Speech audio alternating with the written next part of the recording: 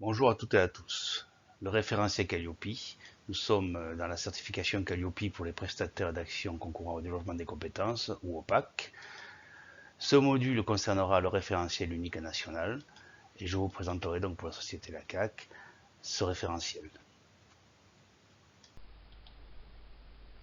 Tout d'abord, les caractéristiques. C'est un référentiel unique donc pour différents types de prestations. Il y a 7 critères donc et 32 indicateurs subdivisés dans les 7 critères. Les 22 indicateurs dits de tronc commun et 10 indicateurs spécifiques en fonction du type d'action. Donc le nombre d'indicateurs va varier et le type d'indicateur va varier en fonction des actions qui seront donc à certifier. Il est clair que si vous êtes organisme de formation et que vous ne faites que de la formation, vous allez avoir un certain nombre de critères et d'indicateurs à appliquer. Si vous faites de la formation et de la VAE, par exemple, vous aurez les indicateurs de la formation plus les indicateurs de la VAE à mettre en avant. Donc le prestataire devra indiquer en amont à l'organisme certificateur les types d'actions pour lesquelles il sollicite la certification, puisque ça sera variable aussi bien en termes de contenu que de temps. Le certificat ainsi obtenu par le prestataire précisera les types de prestations couvertes et uniquement les prestations couvertes. Et on verra que les écarts sont à spécifier aussi en fonction des prestations couvertes, puisque vous pouvez avoir une certification partielle, dans le sens où si vous avez deux activités, comme je prenais pour exemple la formation et la VAE, si vous avez des écarts non réglés en VAE, vous pouvez très bien être certifié sur la formation. On aura l'occasion d'y revenir plus loin.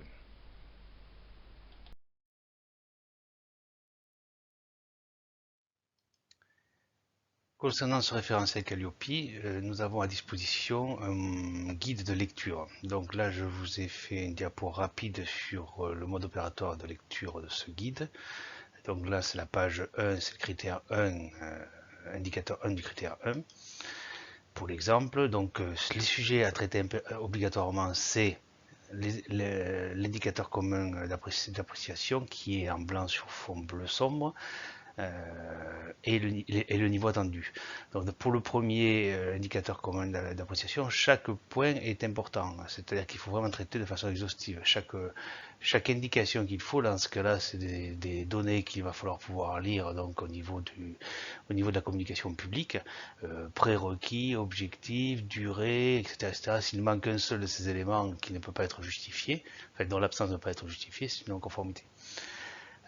Donc c'est important d'être exhaustif là-dessus. Bon, elle peut être mineure ou majeure bon, suivant le cas. Niveau attendu, c'est le même système. Intégrité des items mentionnés, datés et actualisés pour l'exemple. Il faut pouvoir avoir une preuve que ces données, donc mises avec une communication publique, soient à jour.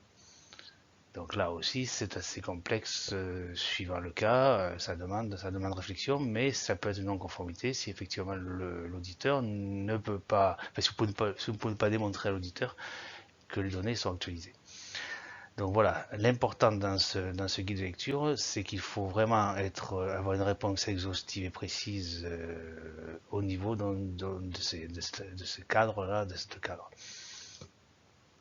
Ensuite, donc, concernant les éléments de preuve, là, par contre, nous sommes sur des exemples informatifs. On n'est pas obligé d'avoir quelque chose enfin, de répondre, d'avoir les documents, par exemple, qui sont cités là-dessus, d'avoir tous les documents. Mis à part s'ils sont réglementaires, puisque vous avez, disons, des précisions réglementaires qui peuvent être ajoutées aussi bien dans les éléments de preuve que dans le reste du texte.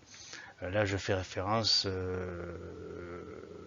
à l'indicateur 2 donc, du même critère, c'est-à-dire le suivant, ou par exemple pour les CFA, bien entendu, tout ce qui est données réglementaires doit être précisé.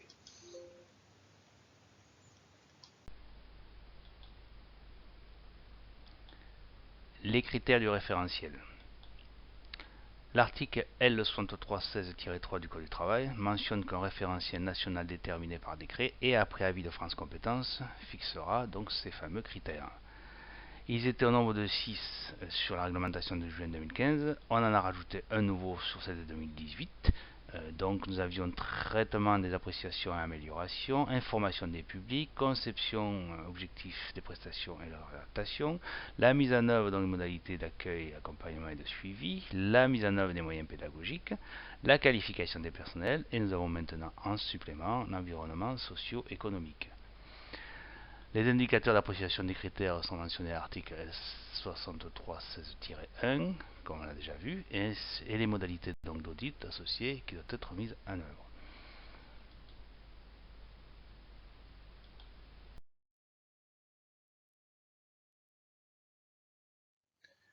Je vous ai parlé des 32 indicateurs dont il fallait tenir compte et qu'il fallait renseigner donc sous peine d'avoir une non-conformité mineure ou majeure.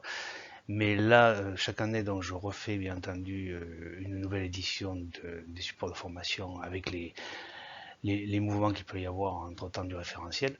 Et là, maintenant que nous sommes en 2022 sur des audits de surveillance, on se rend compte clairement que beaucoup d'organismes donc Calliope ne respectent pas le droit d'usage de la marque.